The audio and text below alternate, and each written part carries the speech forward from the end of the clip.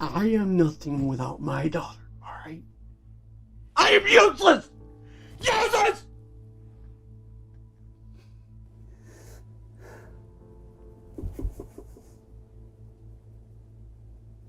There's only one thing that keeps me alive. Only one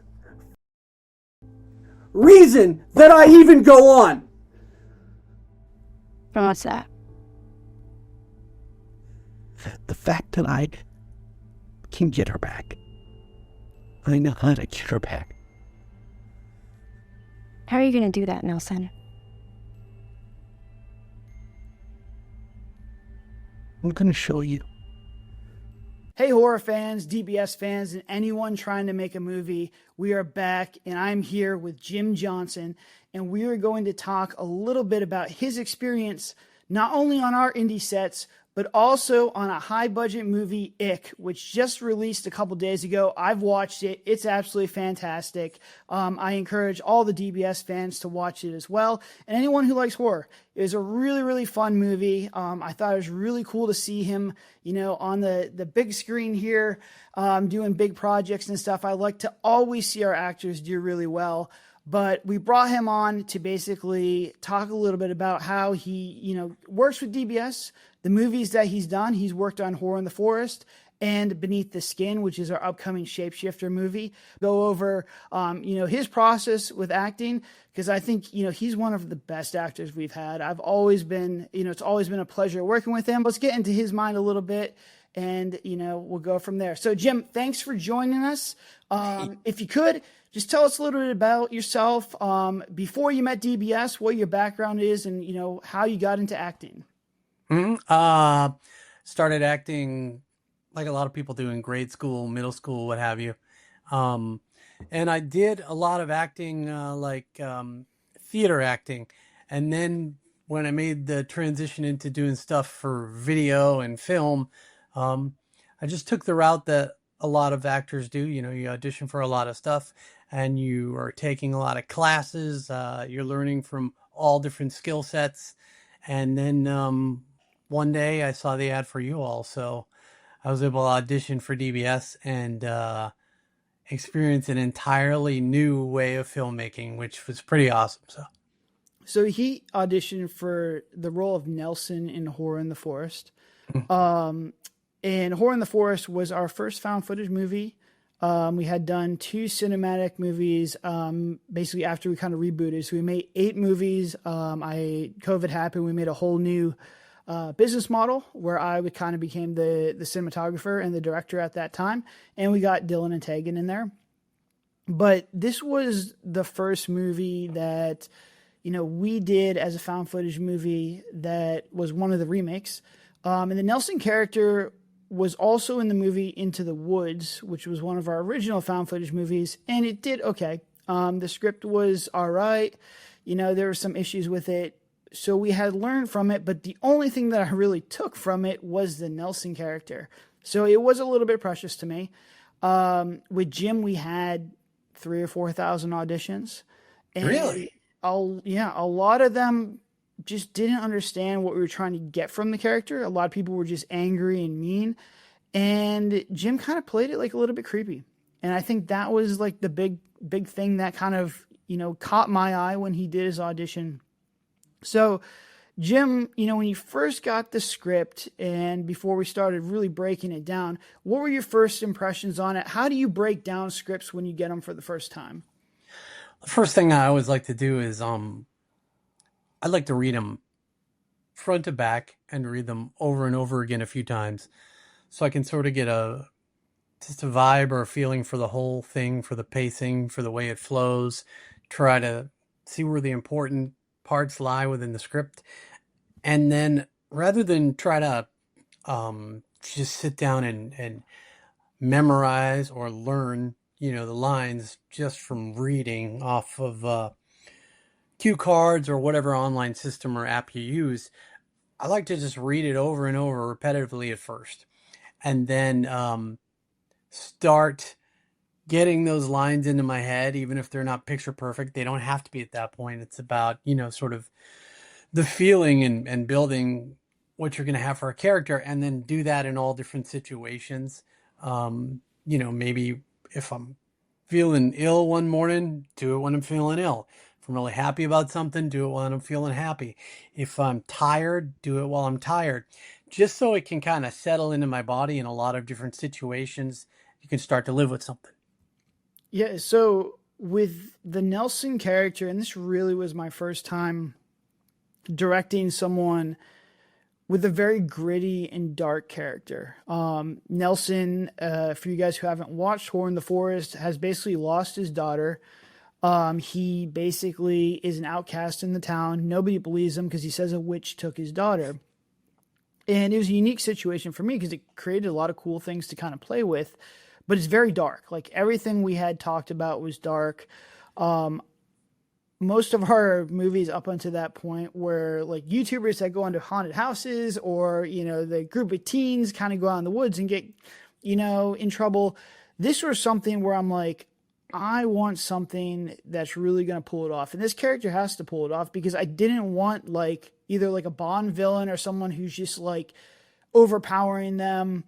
He needed to be almost manipulative to get them out to the woods, because that was like the spice of the movie, was he has to bring them out there, and no one's going to go out there if you can't feel for the character. You have to be empathetic for him.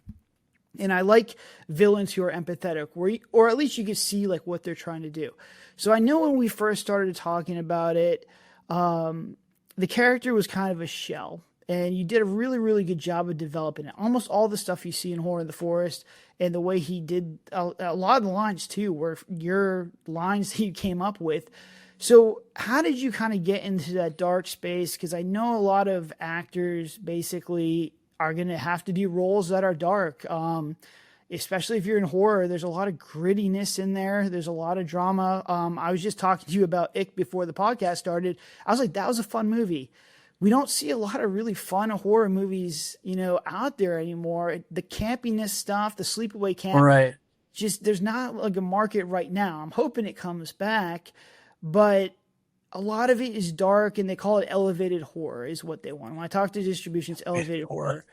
So talk to us about that, because I know there's probably a lot of actors out there who probably have to get into a dark place, for the first time. Yeah. Well, we've all had situations in our lives where we're really mad, or hurt, or put upon, or whatever the case would be. That we have these emotions that are within us. And so if you can draw upon that and think about those times and say, all right, well, how am I similar to Nelson Morgan? Well, if I had a daughter and something happened to her, that would be my first focus, would be to get her back. And then, well, what if I was divorced and I only had my daughter once in a while? Well, I'd want to be the kind of father that would take her and do things and really show that he's a stand-up guy and he can make something of his life. So you start taking these little bits and you say, all right, I'm like this character in that way and that way. And then how am I unlike Nelson Morgan? Well, I'm not going to spoil it, but there's a lot of ways I'm not like Nelson Morgan in the violent aspects that he has. But you have to find the similarities and the differences. And then once you have those two things there, you can start to build that character and really kind of see where it takes you. I would say if you're working on a character like Nelson or any character, just see what comes out, and not necessarily like, all right, well, you were talking before about you had gotten a lot of auditions that people were really over the top and upset, straight through. And I was more creepy. Well, that just comes from me just living with the lines and just seeing what comes out. None of us really know what's going to come out of our mouth at any time and the way we're going to say it. So there is no wrong and there is no right way to do a scene or do a line. In fact, I know for me, I can't say, all right, I'm going to go into this scene and I am going to definitely cry in the scene, or I'm definitely going to be this in that scene or this. I just go in and be like, all right, well, this is what's coming out of my mouth right now. I'm going to go with this. I'm going to ride this wave and see where it takes me. Yeah, it was definitely interesting for me because we did pre-production, which we'll get into in a second. And Jim was always fantastic. I usually can tell, when I do Zoom interviews, whether the actor gets what I'm trying to do. And if they don't get it, it's fine. Because obviously, like, we're just meeting for the first time. My job is to get the vision that I have into their head. But it's always nice when an actor and me click right away. And Jim was one of those. I think everything that he brought up in pre-production was really, really good. It was just, I had a little bit of, or my heart rate started spiking when I first met Jim, because Jim is like the nicest guy ever. Like, he is so nice, and he's just a joy to be around, and he's super happy. He's absolutely hilarious. And I'm like, oh man, like, I hope he could like bring this, because the Nelson character is just a broken guy, and to have Jim in there cracking jokes, when we first meet him, and then we went on set the first day, and I think it was like the trailer stuff. Right. I was like, oh wow, he can like that. It's completely opposite. But I want to just, before we hop into actual production stuff, did you have any references that you kind of went through, any material that you were kind of looking at outside? I might have sent you some stuff, but was there any real references that you used to kind of build on this character, or was this just stuff that you kind of got internally? No, I think, consciously, unconsciously, and unconsciously, we all borrow and take from things we've seen before, whether those things are in another movie or in movies and clips that a director sends you to watch in advance, or something that you see out at the supermarket, or something that you see walking down the street and you notice something. Like the other day I saw a guy that was walking, and his cadence of his step was really, really measured, and it was almost like people might have been looking at him while he was walking, and he had this extreme focus in his eyes. And I thought, oh, okay, I'm gonna keep that in my head in case I ever need some guy that kind of has that vibe or feeling. So I think a lot of it is you just go back in your memory bank and you're like, all right, this and that. So I can't really point to a particular character in a movie, or a particular actor, or a particular instance. It's just sort of all those things, those little bits and pieces come together, and you say, all right, this kind of works. No, I mean, it definitely worked too. I mean, I'm very, like, that performance was fantastic. So we did a lot of pre-production, as we usually do. We do about 6 weeks of pre-production. Again, me and Jim hit it off. He nailed the character. And with each Zoom meeting, I think it got deeper and deeper. It started with, what I wanted the character to do, explaining like he had to be able to lure these people out in the woods. We wanted I think one of the things that I want to highlight was the anger comes in little outbursts, but he's quick to get himself back to like an even keel. So the viewer could see it, but he's not threatening them, because you're going to have that scene in the horror movie. And if you watch Horror in the Forest, it's when he's like rummaging around the back. Georgie and Bo are like, should we go follow this guy in the woods? And they basically have to do that, or we don't have a horror movie. If they turn around, we don't have a horror movie. And this is why I didn't want to have people in the audition who were just yelling and violent and just very angry, because if I saw that, I'd just be like, nah, I'm out of here. And you come at them like in the beginning with a gun, but it's because you're defending your property, and you probably have all kinds of crazy people. So it's like we're taking those typical horror tropes of like, why are they doing this? And we're making sure they're smoothed out and they make sense. And I thought that was something that you did really, really well. Thank you. Appreciate it. When you came on production, because here at DBS, we do things a little bit different. It was me, Dylan. I don't even think we had Tegan at that time. I think it was just me and Dylan. Yeah, and, no. Not and Andrew at that time. Andrew and Alexa. So what was your first impressions of that? Were you like, oh, what did I get myself into? And how are they going to film? How are we going to film an hour 20-minute movie in, I think we had 8 or 9 days with 2 people? Kind because you do so much in pre-production and you put so much thought into it, and we talk back and forth in Zooms and do all that, that I wasn't worried about that. I was more just trying to learn this new shorthand and style, the way you work. Every director works differently, and you work differently than any directors I've worked with before. So it was just like, all right, we're starting to dance. Now I'm going to make sure, okay, how are we dancing? What's the rhythm? Is it a tango? Is it a waltz? What are we doing? And once we got that synced up, it was just, we were off to the races. So if that I try to answers the say like question our at all. style might be like rock concert or something. Mosh pit would be like our style, just absolute craziness. No, we move fast, but I honestly think that that might have helped you because I think you are pretty good with method stuff. And again, I said the script is the guideline, and Jim is one of the best at coloring in the lines. I said, as long as you color in the lines, you're good to go.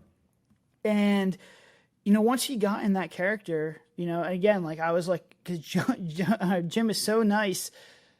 We started out in like his trailer park scene, where he's in his house. I believe that was the first thing we shot with you. Mm-hmm. And again, I was like a little bit nervous because we had never worked with this guy before. I think the first thing that happened was like I forgot a cord and we had to drive back. We were like 30 minutes from the location. But we started with like the shotgun scene where he had to have like a violent outburst and he had to get this emotion out there. And, my tip to directors is to, start him slow or with easy scenes. And the shotgun scene is the easy scene because he has to yell and just be intimidating.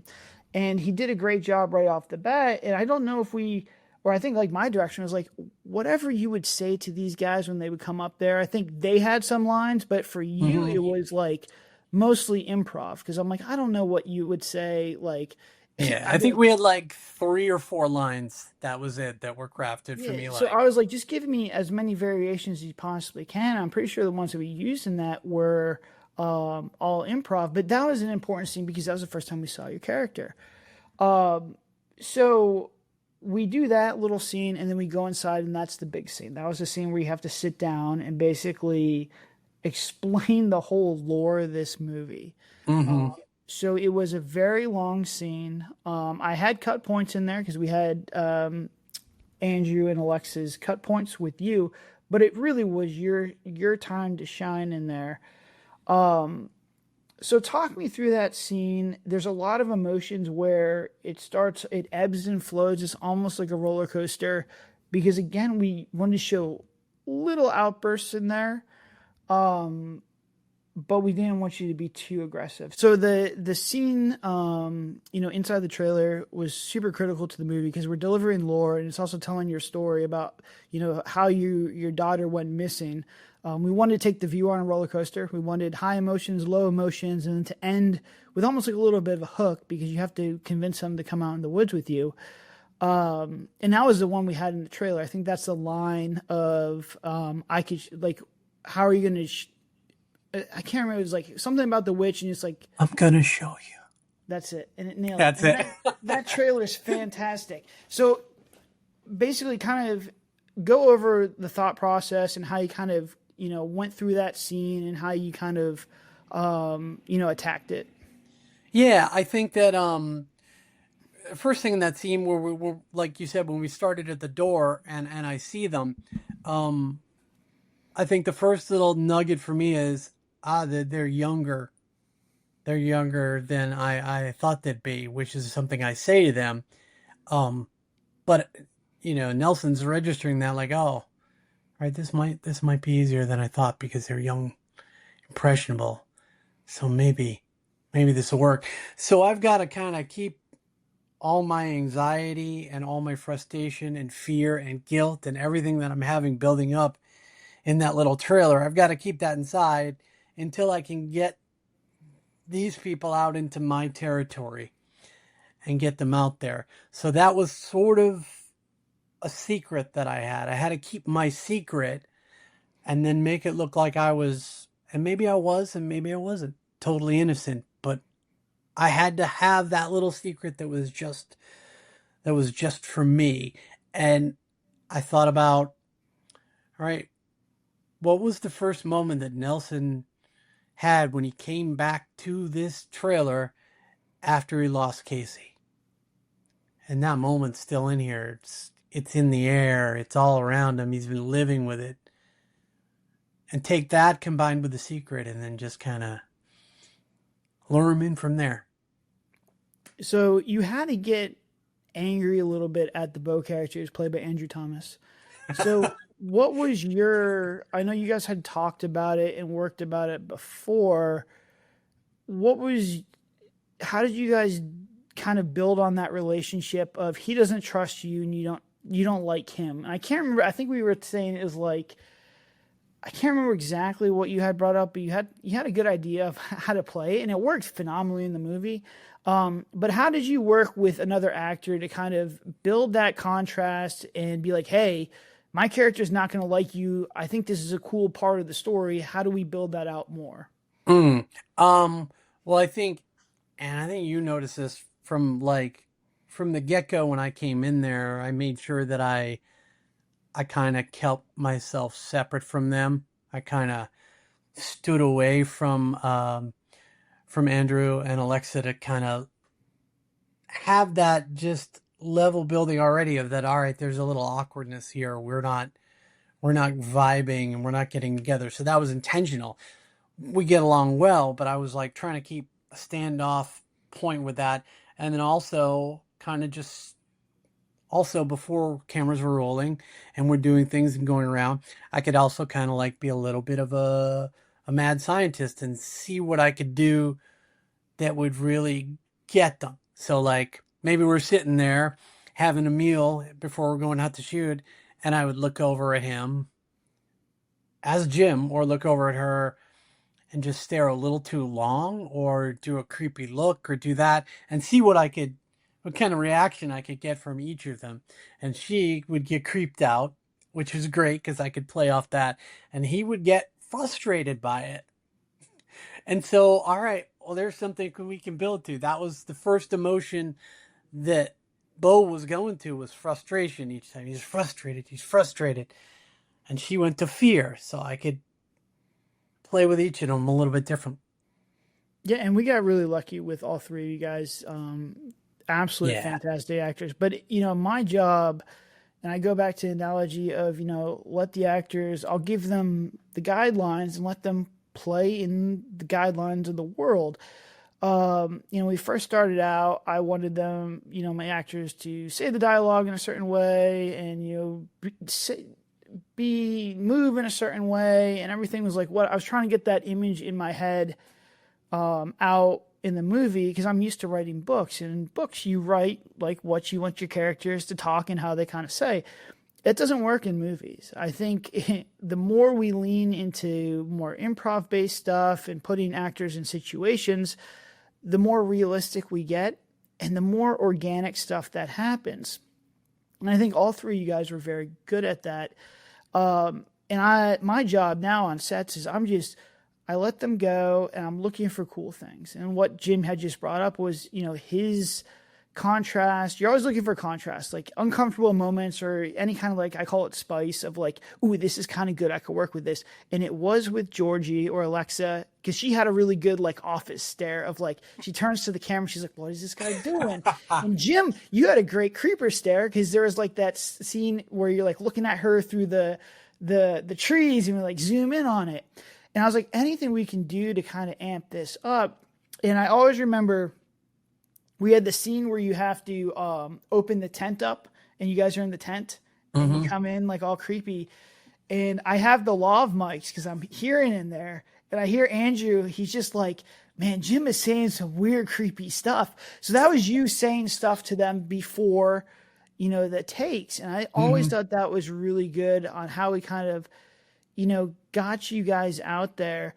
So that's kind of new to me. I thought you guys were in more communication. So this was kind of just stuff that you kind of saw as well, and you're kind of just messing with them more. There was no like, hey, I'm going to do this before. No. That's crazy. I mean, I think we were just, in scenes where we had to rehearse something or block something with you guys. Yeah, that was talked about for safety and for everything else. But like this stuff, it was, and it might be different on any set with different sets of actors, but the way that we kind of all clicked together and started to have this sort of dynamic, that's all we really needed, was to be able to do that, and we could see what could really get each other's goat as far as that goes. So yeah. No, I mean, it was really cool, and I thought you guys did it really well. I thought that there was tension because we needed that tension for you guys to go out into the woods. I mean, that was the big thing. And it's like, you can't be angry. It has to come from like this creepiness. And I thought you kind of built that. I think we identified that and we built it up, and it was really good. I think we might have done a little bit too much. I remember you were like texting me of like, how many times can I fall into the shadows?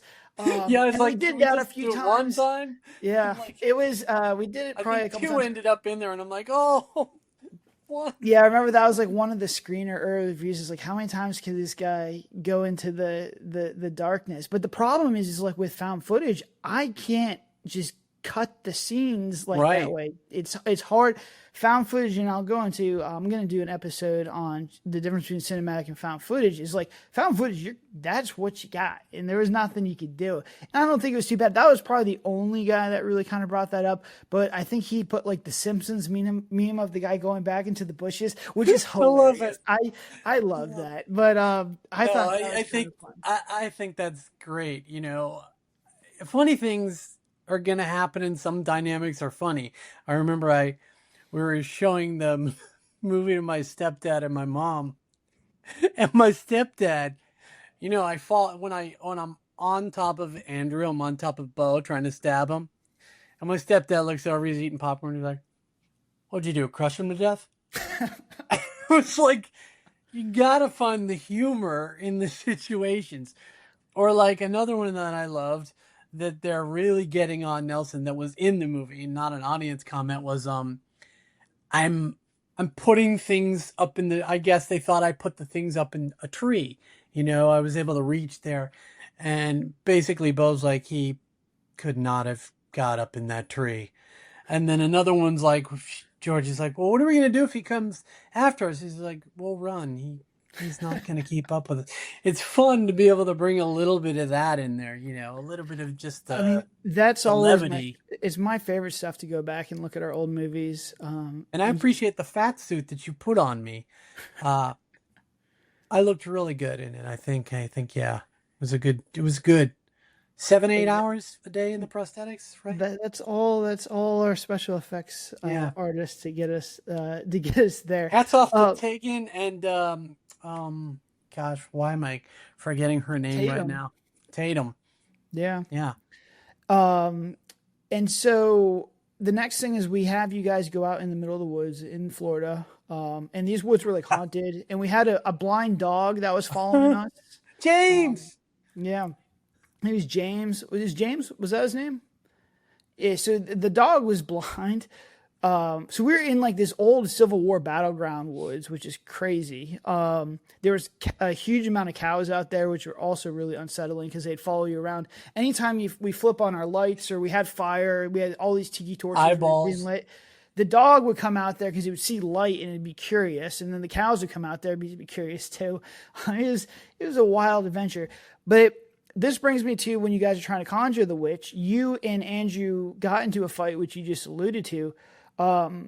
We're very, careful with, fight scenes and stuff here at DBS. Want everyone to be super safe. Can you go over how you communicated with Andrew to kind of do that scene to make sure you guys are both comfortable? Yeah. Well, number one, the knives were rubber knives, or the ones with the blades that'll actually go back inside. It's all safe, like you said. So we knew how that was going to function. And then the next part was working with you all to see where the camera was going to be, how much movement we could have within the frame, and a safe distance from hitting the camera to move around and jostle, not feel too constricted, but still make it, realistic. And so that's something I think we went over that a couple times and made sure that was going to work and that was going to play as best as it could. Yeah, so that's what we did. And so found footage is always unique because it's like a dance. Like I can't cut. Like I basically have to be a active participant in with them, and they're fighting and they're moving, and like I have to get close to them. I have to try and hide like the rubber knife and how it's doing. It's tricky. Where if you film a cinematic fight scene, it's like, all right, punch. Then I set up somewhere else. All right, react. Like, can you fall back? And I can edit all that together. And so it is a little bit tricky, and you just really have to block it out a lot. It takes a lot of time. If you're making a found footage movie and you have a fight scene, like give it a lot of time. So this kind of takes us to, probably the climax of the movie, the scene that's really kind of crazy. It's where you conjure the witch, or you can't get your daughter back by, conjuring this witch. And this is where you're going to take your own life. And it's a very dark scene. And I was nervous for this because I understand the emotions that you're going through. I understood at that point because I think we had been together for a couple of days. Your acting style is very method. You do get yourself into that place. In my head, I was like, I have to make sure that we're all locked in to get this because I don't want him to do more takes than he necessarily needs. This is the opposite of the scene in the trailer where, it was an emotional scene, but he could do it multiple times. I wanted to get as much footage as possible. I made it very clear that, like, I could edit this down because I had different cut points. With this other one, there's no other cut points. He's the focus of the scene.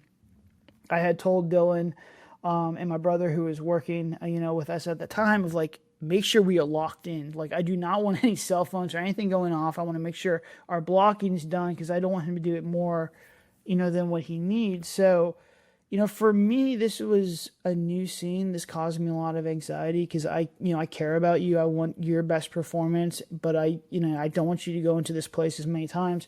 But as an actor, when you have a scene that's very dark and gritty like this, what is your thought process? Is there any advice you give to other actors, but also directors that might be directing for the first time? Because I honestly felt intimidated to give you any kind of direction outside of like maybe blocking, just because I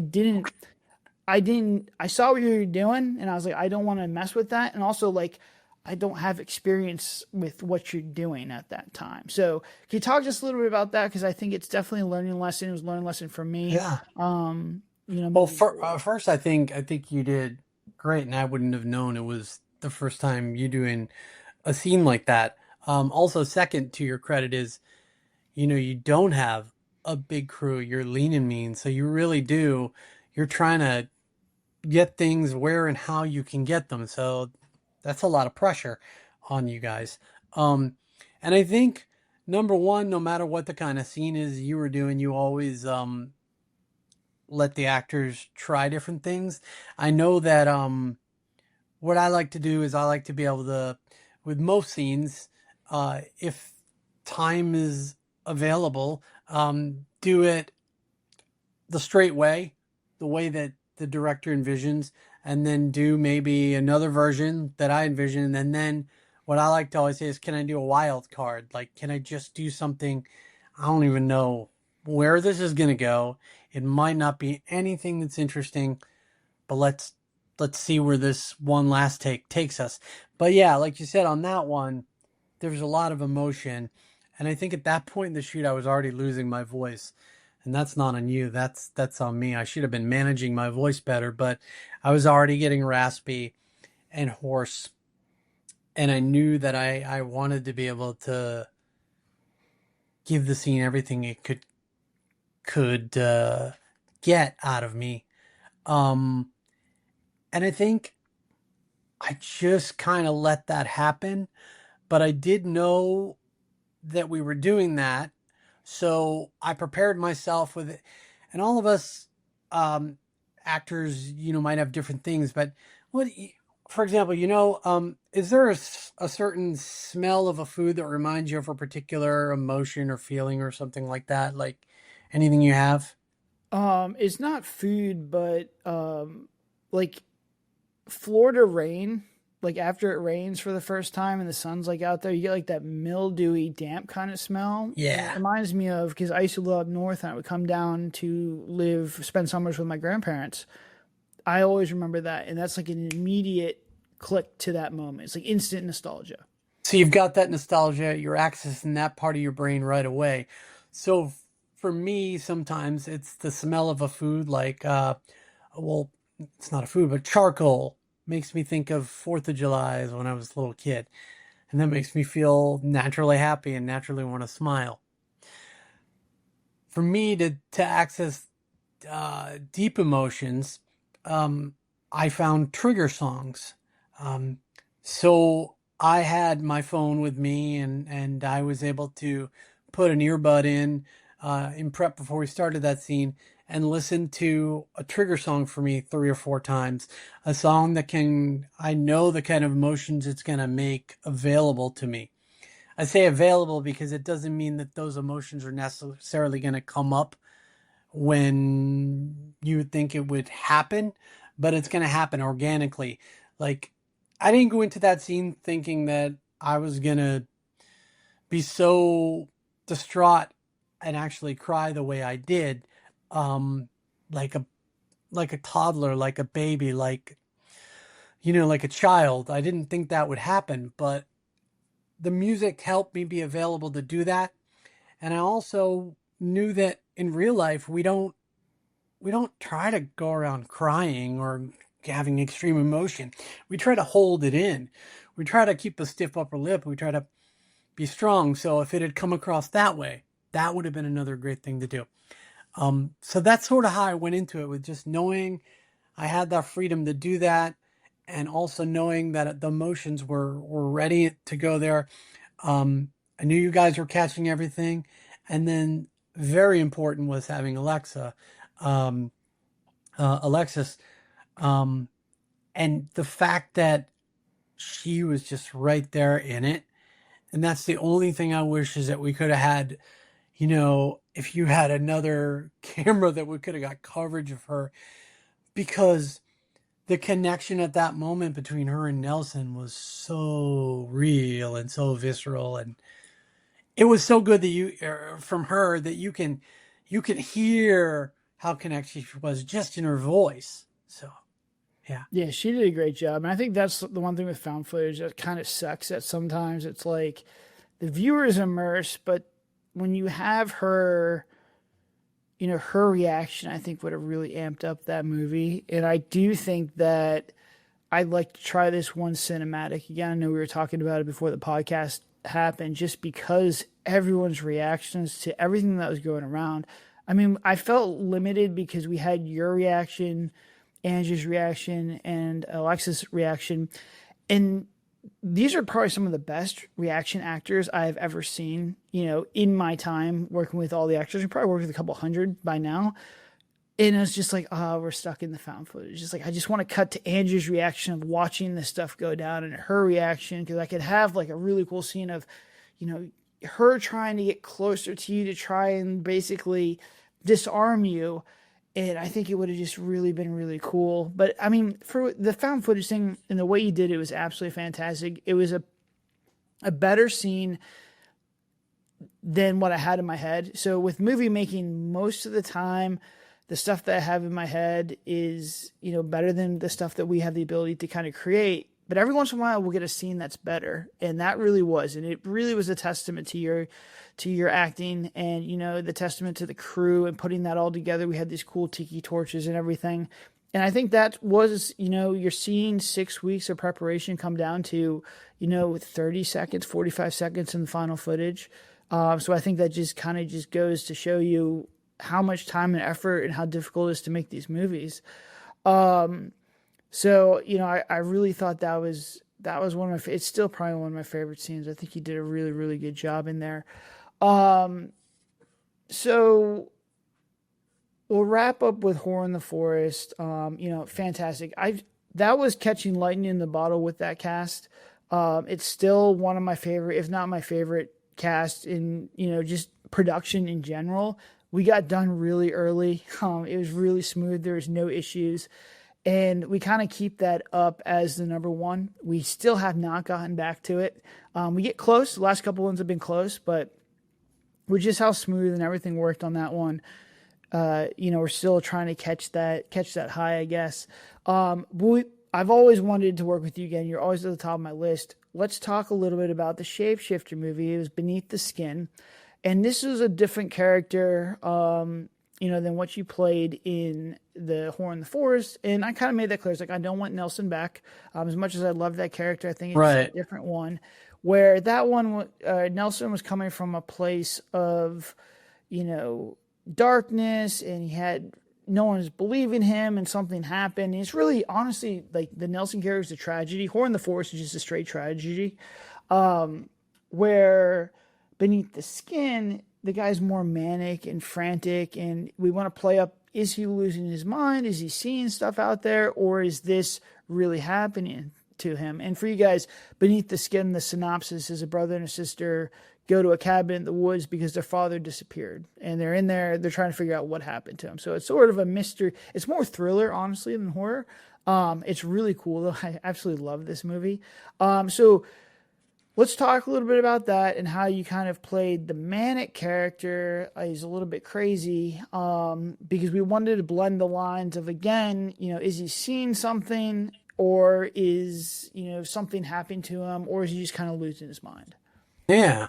Well, first off, I just want to say one more thing about Horror in the Forest is that Go for it.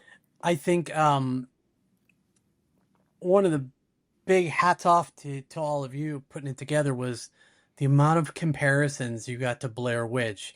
Even if the comparisons weren't like, oh, it's like Blair Witch, it was like just the fact that they thought of them in the same breath, it's like, wow, this is really cool. This is an awesome movie. And it was really getting a reaction out of people. And you're right, it was like lightning in the bottle as far as everyone clicking together and vibing. Even the locations, that was its own character. That's a whole different story about how creepy that place actually was. But with the Shapeshifter, it was fun to come back in with you all, because then I knew, kind of like the style and how you worked. But when you all told me about the part and had me audition, and then we're like, yeah, we're not even sure this character will have lines, he'll just be there, I was like, cool.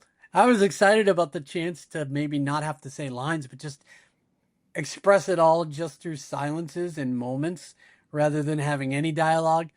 But the dialogue was fun too. But I was like, yeah, we could do it without lines. He'll just have these different moments. So yeah, and I think just to give you guys an idea of how our scripts operate is, we have full creative control to an extent. I am talking to distribution. I'm looking for what they want. And they had we did Forced to Death, and that was a Shapeshifter movie, and that did really well. And they wanted something like that, but they wanted something that's not campy. And so I was okay. And they wanted something a little bit more thriller. And I'm trying to expand my wings outside of horror for a little bit. I'm a big thriller guy. So I was like, all right, well, this is an easy way to kind of do this. So it was sort of, a skinwalker. There's elements of the strangers, and they're kind of walking around in there. But I did want a lot of it to deal, with, well, I guess it really started with a mystery. It's a mystery movie of the brother and sister looking for where you went. And that was the original script. So the OG script that I was pitching was a mystery brother and sister. And I was like, I need someone to come in there, and they had limited dialogue, and that was Jim. And I was like, I think he can do it. We can do it, because I don't want to give away too much of the mystery. The more I worked with Jim, the more we started to go with this. I was like, man, Jim's so good. We have to give him more. And you became a huge part of this movie because, like you said, it went from almost zero dialogue. It just, maybe I think you were in the intro, and maybe at the end of the movie you come back, but then it kind of expanded, and we kind of built out this whole, lore where you had, your investigation going on in there. So that was kind of interesting. Let's start at the beginning of the movie, the first scene, and this is the hook of the movie where, we have, he's in this isolated cabin at night, and he's hearing things. He has a neighbor drop off groceries, but then he starts to hear things and see things. How did you kind of play up that up until you basically got taken by a shapeshifter? Hmm. Well, first off, I had a lot of help from COVID-19, the lockdown, so I knew what it felt like to be, cooped up and kind of going stir crazy. So, um, I really took it from a point of he's alone with his thoughts so much and so often that he is not only saying the things that he's saying and acting the way he's acting.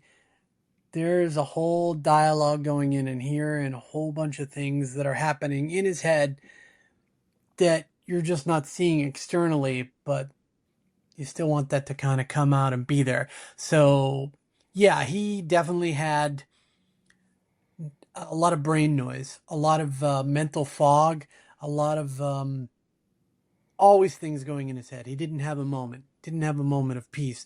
And then you've got it coming from the outside, external forces from the inside, all these things. So that really was, it was easy to get him to be off balance as far as he couldn't really find his footings. He was just, trying to balance himself and keep himself emotionally and physically steady, if that makes sense. Yeah. Yeah, no, I mean it played really well, and I think what you said, like envisioning all kinds of stimuli and internal monologue of just kind of going nuts, plays because he's looking around constantly. He's hearing things. We had little bells on the doors that the shapeshifters would kind of jingle and like move around, and I thought that was really cool. And it just you nailed the paranoid aspect. Like I really liked it. So let's talk about the middle of the movie where they basically go and they find your footage of you trying to capture these shapeshifters and get them on camera. And this was a lot of improv. This was, again, we came into this in pre-production. I said, Jim, I don't care necessarily what you're saying as long as you hit the beats. I was looking for that progression of, hey, something weird is happening, to I think these might be shapeshifters, to being really paranoid, to being like they're coming in to get me. And this was a pretty big segment, and it was just me and you basically in the Yeah. room. And I just let the camera roll. I think we did this for a couple of hours, honestly. But this is something as a director where I'm like, give me as much as you possibly can. And I do want to highlight real quick because I thought you did something really, really cool. I said something earlier that I actually might have stolen from you.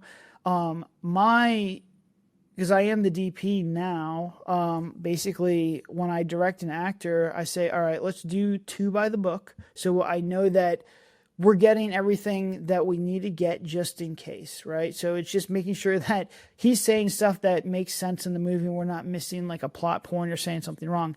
Once I get 2 that I feel really good, I'm like, all right, give me 2, with the different variation. I'm looking for something organic, for something natural, and then give me a wild card. And I say that. And that might have been straight from you, Jim. Like, honestly, All right. I like that. because the problem that I have is, and this is a problem that we had in the beginning of, my career, was that it does me no good if I have 5 takes that are all the same thing. It doesn't help me out in the editing thing. What I want is variations and different stuff that I could play with, because I think editing is one of our better skills. And I want to be able to have all the, I kind of use it as a stew where I put all the ingredients in there, or that's what we get in production. And then I can kind of, cook this thing, add in a little spice, speed it up, slow it down. That's my job. And so that's kind of when we went into the scene of like, all right, I don't care what you say. I want that progression and kind of going in there. So talk to me a little bit about that, of being, if that was your goal, how did you get there? What's it like to just kind of ramble and go off, into the camera? Yeah. Well, first off, I think you have to, at least for me, I've got to be comfortable with the director, with whoever's there, like, because it's a pretty vulnerable thing. Just like, I'm sure as a writer for you, when you're writing and then you're putting your writing out there for people to read and have an opinion on, it's personal. It's a level of vulnerability. So the same thing with these kind of scenes where he's showing this progression of how he's getting more manic and crazy and all that's going on. I've got to be able to let myself feel comfortable enough with you in the room filming me that I know that no matter what comes out and how it looks, um, you're going to take good care of it. Whether it's like, no, this is beautiful, but we don't want to take this. Oh, this one we want. Oh, maybe this one we need to massage a little. And in editing, we're going to take this and do that. So as an actor, I need to feel comfortable and have trust in who's really in the room with you in a really vulnerable spot. So I think that was important for me to have that from you. And then just to go through it with you, I kind of thought of, because you're sitting on one side there and I'm on the edge of the bed and we're doing this stuff. You were good at saying, all right, well, this is the first one. This is the environment you're in this one. And then we do that. And then it would almost be like, without going anywhere, you did a location change or a scene change. Or like, all right, now this is the stage we're in. So it was really helpful for you to remind me of where we were going. And then I could hit those notes, kind of like riff off that and go into all these different directions. But I knew you could pull me back or you could do whatever you needed to do to make sure that in that state of mind, I was still going in the way you needed me to go. Yeah, I think he brought up something here that, it took me a little bit to learn. When we did our first couple of movies, we had a big crew. Our crew is about 10 to 12 people. And then, when the pandemic happened, everyone had to get tested and we had to do all this stuff. And I was like, all right, well, what's the least amount of people that we can make a movie with? And something interesting happened when we really downscaled. Really, the first Girl at Cabin 13 was like me and Dylan was also acting. But I got better performances from actors because they felt more comfortable. It takes a lot of courage just to act, but also if you're in front of a huge crew, everyone's kind of watching you. And I'm like, all right, ready, 3, 2, 1, perform. It's very intimidating environment. And when you have to give like these crazy scenes, it's tough on the actors. I give them so much credit because if I had to do that, if you go look at the original movies, I'm in those movies and I'm terrible. It's not good stuff. Now, I think that you're spot on with that. And even though the movie didn't have a big crew, you could have allowed everyone to stand in the background. There could have been tons of people in there out of the shot of the camera. But you created that environment where it was safe and sort of this intimate environment. And I've been on sets before with, maybe there are like 35 or 40 people that are off camera and in the room. And I've worked with directors that know the scene that is delicate and they're like, all right, we're clearing the set. It's just down to the bare minimum. And they get back to exactly what you normally roll with as your SOP, a small troop, and then it becomes more intimate again. So I think that's great that you all can do those kind of things and make people feel, comfortable there. So. And I think it's like the biggest thing I learned is like actor comfort. I'm always asking you, even when you did the scene in Horror in the Forest, I was like, we good? Are you good? Are you okay? And I don't want to be a pest. Like, I just want to quick, just, are you all right? Give me thumbs up. We're good to go. Yeah. Cause you're like, is he okay? Yeah, I'm just acting. Okay. And it's like, I don't, cause he gives me this crazy performance. I don't know like what's going on. I'm just give me a thumbs up because my goal is to keep the momentum rolling. I don't want to, when we're in there, I don't want him to have to go out of that. I want to capture it, get him in there, feel comfortable and go. But actor comfort is always, our biggest thing. When you have to do an intimate moment like that, an intimate scene, or even like the final girl stuff that we had to do for a lot of our movies, which is like the monologues, very personal. The person is crying. They have to get to like a place where they basically are giving up. I sit there and I shut the fuck up and just let them work. That's the biggest advice I can get is get the least amount of people in there. And usually for this stuff, because, we get the lighting good and, I have the law of mics in my head and I'm the DP. I say, you good to go? We good? And we roll and I shut the fuck up. And then that's it. Don't say anything else. A thumbs up. Are you good to go? Yeah. And then we go. And then it's just like, if I can sense they're starting to, get out of it a little bit, do you need water? You want to take a break?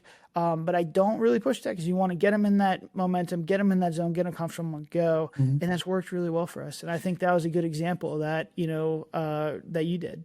Yeah, I think that's dead on the way that I like to work too. And I think that I was on this one set where I was playing this father who was giving an impassioned speech at a school board meeting. And so there were probably maybe 70 extras, background people in the back, sorry, background people in the back. And I'm doing the scene, and some of these people behind me, they could have done that coverage later, so I didn't need these people behind me because it was on me. It was this facing off my perspective and then on me, but there were different areas where you didn't need all the people. My point was there was a lot of people there that didn't need to be there. And I'm in the height of one of these scenes, and someone had a water bottle, one of the background people, and they crushed it. No. And that just blew the whole sound for the scene. And I couldn't get that moment back. I couldn't get that moment back. I couldn't get back to that place again. The scene came out nice. It went a different way. But if you can make it so you can create an environment where anything can happen, do it. Because that lightning in the bottle, it might not come twice. So the more you can hone in and manipulate and control that set at that point, I think the better. Yeah. And I mean, like, honestly, there's in every movie that I have, the actors will give something that's really, really good. Now, obviously, like, I'm not going to cut or leave set without something that I really like. But there's some, like Jim said, just lightning in the bottle once in a million where something just works. Because it's not just one actor, everybody plays off each other. So it's like, once in a while you get everyone giving like a really, really good take. And especially for found footage, it's that much more impactful because I can't cut between takes. And, you know, there's some times where there's just something like maybe the audio is just a little bit off, or there's just something wrong with it, or I went out of focus or something, and nothing kills me more, man. Like, there's nothing worse than that. And it's like, so it's like my whole goal is to find these precious moments and capture them to the best of our ability, because that's how you make a really good film, you know, is capturing as many of those moments as you possibly can. So Jim comes from a commercial background. Big Cruise, he was the J.G. Wentworth guy. You remember J.G. Wentworth? Yes. That jingle stuck in my head for all of Horror in the Forest. But his new movie, Ick, is out. And absolutely, like, I really liked it. I honestly really, really liked it. I wanted to see it in movie theaters. It was out for a couple of days, and I was in South Florida, and I missed it. But obviously, it came out on streaming. Go watch it now. It's fantastic. Same director who did Bodies. Music director. What was his name? I'm sorry. I'm like, his name is Joseph Kahn. Joseph Kahn. He did Bodies. Fantastic movie. This movie, to me, was a nostalgia movie. Absolutely great soundtrack. The editing was phenomenal. You could definitely see his music video style cuts in there.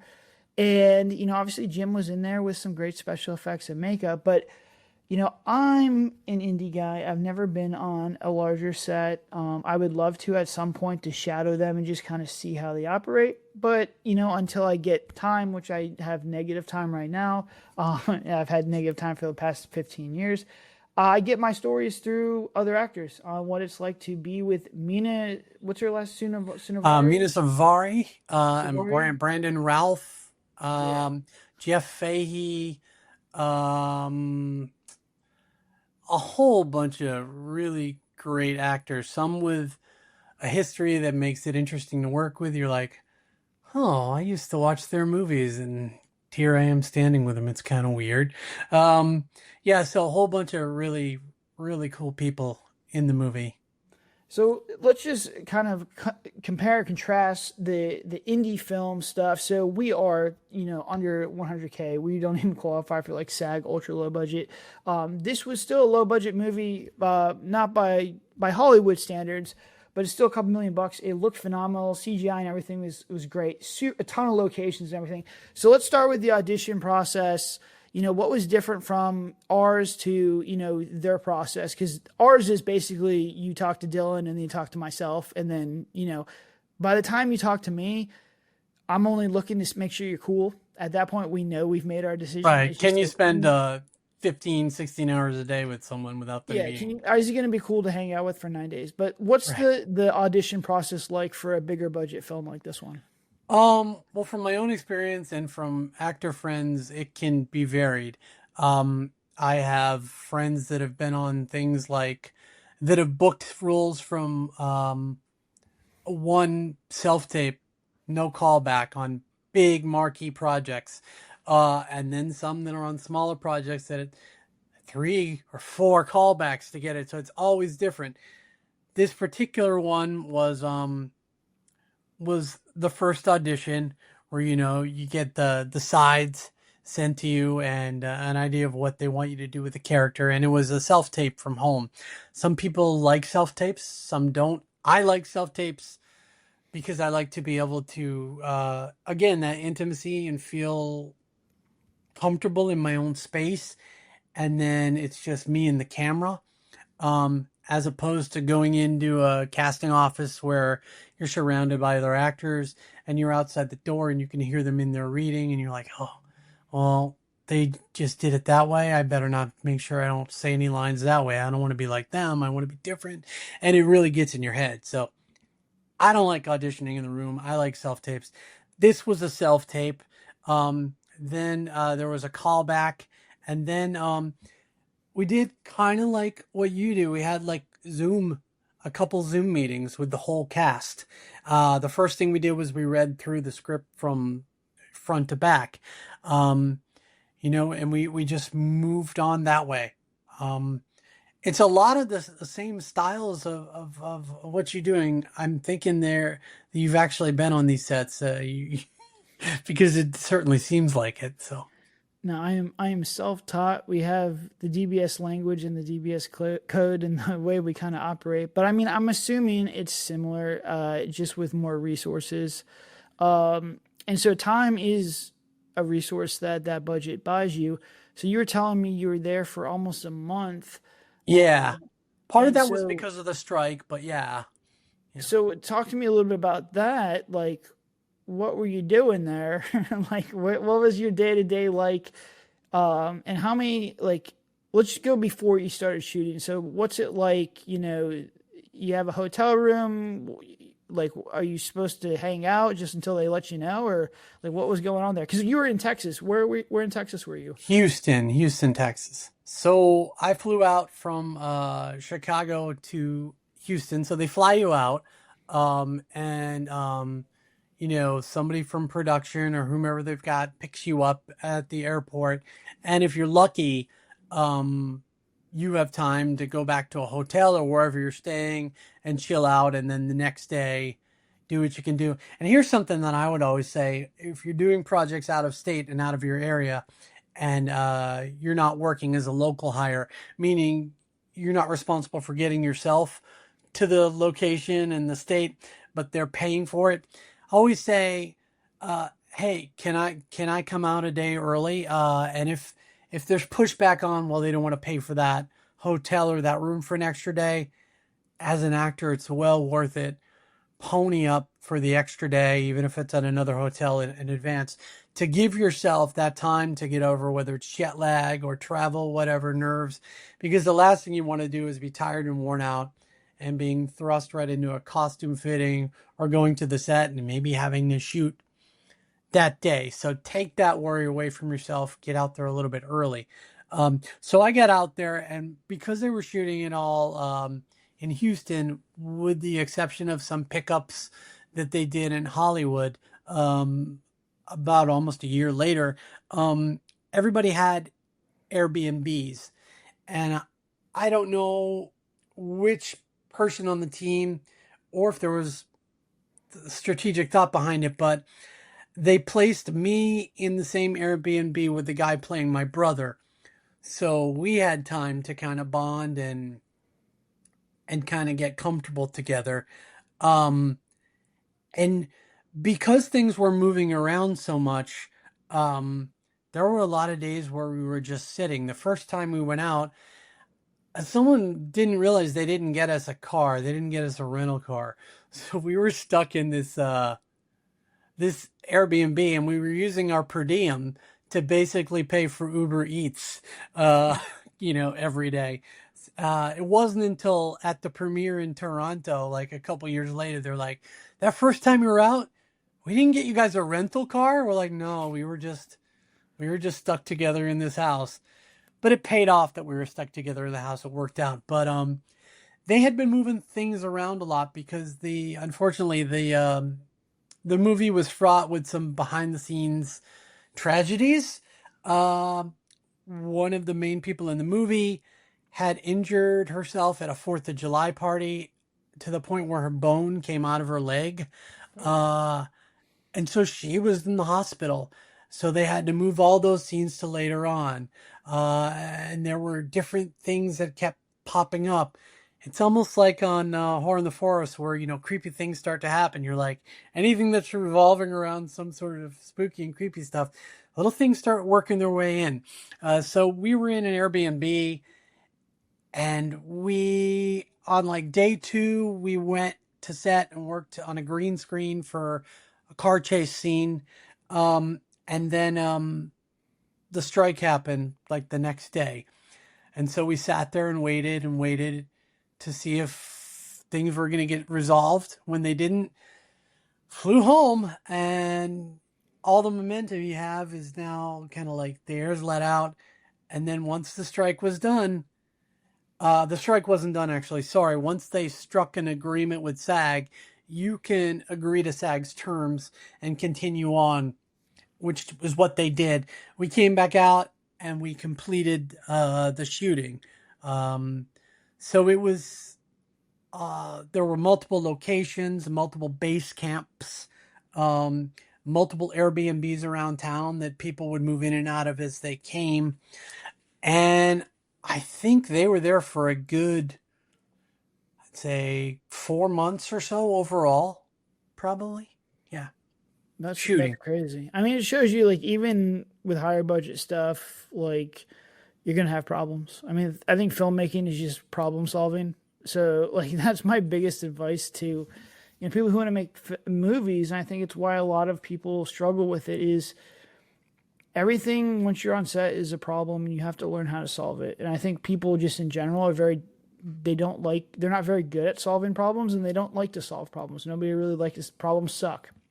Right. If you're not good at it, man, I don't know if movie making's the business for you, just because everything and it will go wrong, and you really have to be good, and you have time pressure to fix these things. So you really have to be really good at what you're doing. Dylan's very good at solving problems. He's one of the better people I know that can solve problems. But I mean, even you look at this high budget movie with all this stuff that's going on, that's crazy. But he did bring up a really good point that we kind of do now. We used to have the actors fly in and then they would start acting like immediately, because we have 9 days and you have to get it done. So like we are not sparing any extra days or anything like that. Now we have a day 0 where the cast and crew and the actors will fly in. We won't shoot anything that night. We'll unload the equipment. We'll do walkthroughs of the house. The actors have a whole bunch of questions that I can answer, and we bond. Like we'll just have pizza and beer and we'll just chill and like just kind of bond. We'll watch a movie or something. And it gets like, because everyone's on set, you're really excited, you're really nervous. There's like this, you're going to school for the first day. There's like just this anxiety to you. And like anxiety is probably not good for your actors. So we fly people in now a day before, or if they're flying in their secondary character or supporting character, we'll fly them in as early as we possibly can and just let them come and meet everyone, chill, watch our process, because, our process is a lot different. We move a lot faster and we do a lot of things a little bit different. But if you're a new filmmaker, I would say it's worth it to just pay for them. Even if most actors, they'll do a half-day rate or something. They would, like Jim said, like he's willing to pay for his own dime to do that. Just do it. It's nice. Yeah. And it just makes everyone that much more comfortable. So let's talk to you a little bit about shooting this, because I think in the movie, you're probably in the movie for about 4 or 5 minutes. Yeah, probably the first scene, like maybe 3-4 minutes. And then the second scene where it's a cutaway and cut back at a different location, probably like a minute. Yeah, so yeah, maybe five, Yeah, I would six say like 5 or 6 minutes. minutes. Yeah. So what was it like? How many takes did they do? Because here at DBS, we do again 2 good takes from the book, then probably two like I'm looking for something organic, 2 organic takes, and then maybe if we have time, 1 wild card, and that's it. We move on. We are out of there. Right. So what's it like? Working on a project like that, and how many takes, and what's kind of the camera coverage, and how does it kind of Hmm. work? Okay. Well, every director is different. Every budget's different. Joseph Kahn worked um, pretty fast as far as he knew what he wanted. He was right up there like you with the camera, and he would have over at Video Village an editor that was actually editing real time a rough cut of things as they were happening so he could see it. Um, but like that scene, and we won't give any spoilers, but the scene, you've seen the movie. Um, we were on that location for 2 days for that one scene. Um, so that's because number one, there's coverage. There's so many different angles to capture. Um, there's stunts. There's special effects makeup, and like you said, problem solving. So like the ick has different. The ick. Watch the movie, you'll see it, people. But the ick has different levels of growth, and as that night's progressing, um, the ick gets stronger and stronger on me through that scene and that one other scene. So there's like ick level 1, ick level 2, 3, 4, and the makeup department knows what level that is. So throughout the night and the 2 nights, I'm getting different levels of this makeup done. By the time we get to the biggest level, and remember this is August or July in Houston, it's over 100 degrees. I'm wearing a real police officer's uniform with all the weight and the polyester to it, everything. And the ick is on my face, and they're using this combination of food and different milk products and things. My face started to curdle. My face started to ripe and get real stanky. So the problem solving was fixed was number one, they tried. When you're on a set like this, it feels kind of weird, but when you get there, you're assigned. Like there's a PA that's assigned to you. Wherever you go, they go. Whatever you need, they get. They're with you. And for some reason, you're never walking anywhere. They're always flying you in. We're flying this in, flying that in. I don't know. It's an expression. So anyway, they're doing a big fan on my face, trying to keep my face from melting off and the bugs from flying around my face. That's not working. So they had to take me and put me in a van far enough back that it was out of range of the mics with the AC on full. And each time they were ready for me, they had to pull me back out of the van and take me back over to the set to do it, and then put me back in the van to keep me refrigerated for the ick that was on my face. So. Oh, that's a great story. But he moves pretty He moves pretty fast. You're not going to get with a lot of directors. You're not going to get, I find, a lot of takes. They expect you to come to set knowing your lines, knowing what you're supposed to do, understanding how it works, making notes if you need to during blocking of what's going on, noting where all the cameras are, noting where any special effects. That movie had green screen and different things, noting what you're looking at. I mean, there was stuff that I did where there was a tennis ball, and I'm looking at that and I'm working with that. So you're looking at different things, you're learning all that. And then if you get in there and the director said you do one take and the director's like, great, moving on. Don't second guess yourself. Don't second guess the director. If you see the schedule is fast and they're moving on, believe me, right? You're not going to move on if you don't have what you need. So you can be confident in knowing if you're moving on, they got what they needed from you. But, we're doing coverage. We're doing things in different directions. Luckily, the whole cast was so amazing. And, I'm standing here doing a scene with a guy who played Superman. So he he could have had somebody read his lines, or he could have stood off camera for my coverage, but he didn't. He was right there. And if you can get other actors that can give you that, even better, man. So Yeah, I think he brings up a good point that, just even on indie stuff, that I kind of want to highlight because it's a learning lesson for me, is that actors will second guess themselves. And I don't give a lot of notes just to begin with. It is not my style. Again, I like to let the actors go. The first couple of takes, basically I will give notes. We'll try and get blocking right. But for the most part, unless it's something that's completely out of, that we have to completely correct, I don't give notes. I'm like, all right, next one, we're next shot, ready, cut, and we're going to do another one. It kind of messes with actors, all right? If they're not getting any notes, because they start to be like, well, is he like what I'm doing? Like, what's going on?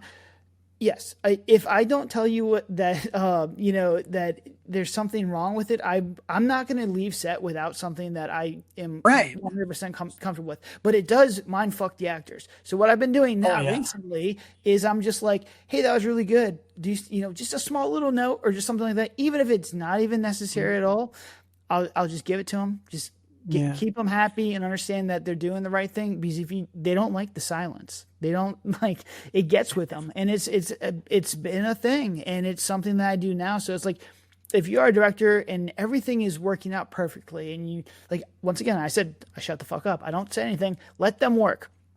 It kind of messes with them though. I'll give them a little bit of, kudos, or like, this is good. Let's try another one, or maybe we'll try like a little bit of variation, because it's, especially because we work with a lot of newer actors too. And coming on set is a big, big thing. Like, it's very, nerve wracking and scary. And I can't even imagine to be able to go there. So I think a little bit of confidence booster. Yeah. Well, you think it's reputation, right? I mean, it comes over time.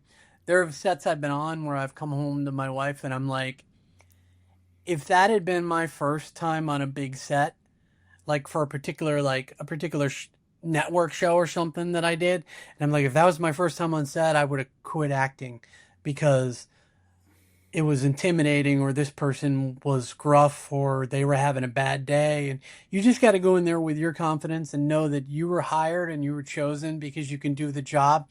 And then you've got to realize where you fall in the story. Where are you in the narrative? Are you there as merely just a tool to push a certain story plot forward? What is your role in that? And that also dictates how you act too, the level of acting that you're going to give it, the genre of the movie, the tone of everyone else. What has the director done before? Have you watched all his work to see what kind of style and sensibility he or she has? And then you go in there knowing all those things.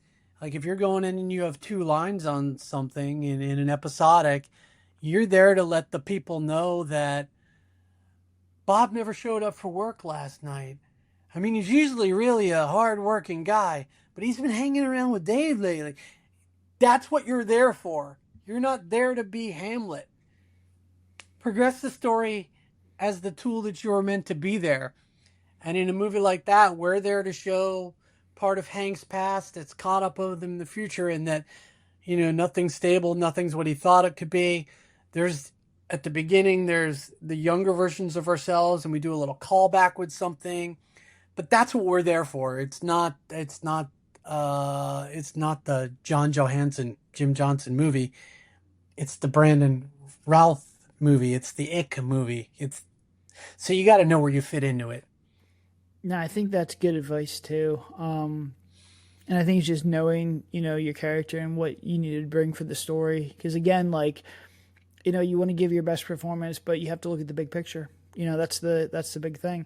So Jim, always as a pleasure. I really appreciate you coming on here. Horror in the Forest continues to just do phenomenal. We were talking about all the fan comments that we get constantly. Even that there's 2 years out, has been out now. Yeah, it's been a while. Yeah. it still is doing really, really well. I love that concept. You know, it's a big step up for us. The casting again was lightning in a bottle. I couldn't have been happier with that project. I have a rough cut of Beneath the Skin, and you did an absolutely phenomenal job. You're always at one of our, the top of our list. So, we talked a lot about a lot of stuff. I tried to give more of a director's input, and you gave actors input. Any closing words for, people who are up and coming actors, or, actors who are thinking about, getting into the industry? Do you have any words of advice for them, or stuff that, you as Jim now would have told younger Jim, when you first started your career? Yeah. Well, a lot. Too much that I could even cover it in the amount of time we have. But I would say, number one, like, I had taken a long break from acting. I had done it when I was young in Orlando, and then in Boston, and then I took like a 20-year break from it. And when I came back into it, before I went looking for an agent, before I auditioned for a thing, I started training, and I trained for about 3 years before I felt I was ready to put myself out there. And training, like everything from, go to voice class, go to movement class, go to breathing class. A lot of what you're bringing to a character, believe it or not, lives in these areas of you, and your breath and your movement of how you breathe can actually bring things out. Go to improv class, take on-camera classes, take commercial camera classes, and don't just take them with one person or one group. Go to a lot of different places, try on a lot of different methods, pick and choose what you like, and put that in your toolbox and create your own system of what works with you. There's no one way to do it. There's no right or wrong. And you will see yourself improve and grow and get better. And I would say, as important as talent and training is being a good and kind person on set, showing up on time, doing what you're supposed to do, be dependable, follow through. Because you can be as talented of an actor as you want, or you can be as great of a director, but if people can't count on you and can't stand being around you, that talent will only take you too far. You've got to really just hang in there and bring your business sensibility to it also. And I would say that's a great point. The amount of people that we work with that can't answer a text message or an email in a timely fashion is a lot. And it's actually kind of sad, because there's very talented people, but it's like, you have to be on top of this. Coming from a, production side of things, I am the director and I'm the producer. The amount of moving pieces on a movie set is insane. You're coordinating 15, 20 people, cast, crew. I'm putting all my own money up on this stuff. The actors that I call back, like Jim, are, number one, nice to my crew, nice to, everyone involved in there, because it's a very high stress, situation. And number two, I can depend on Jim to get the job done.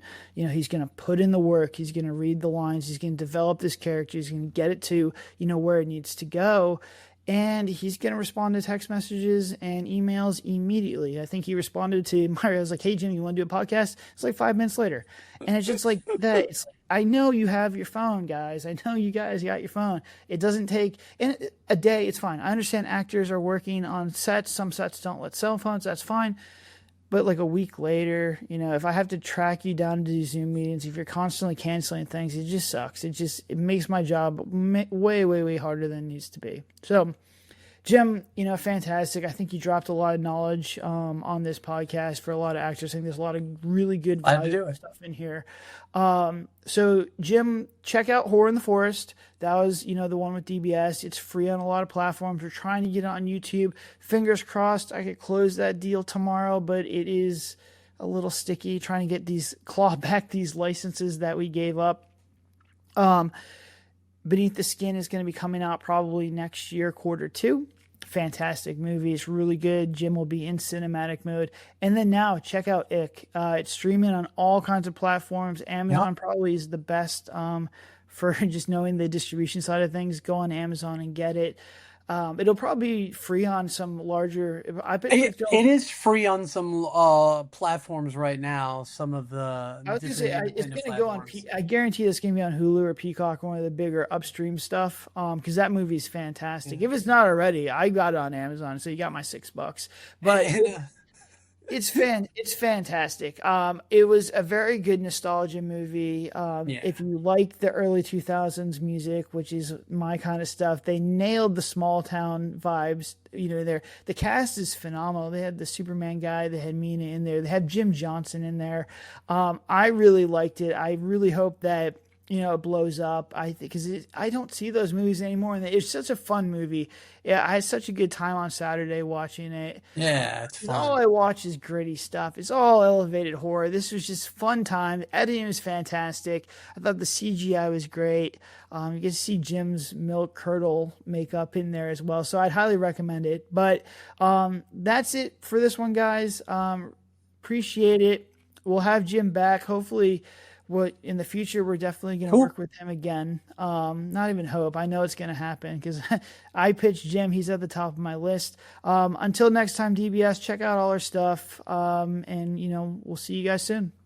See ya.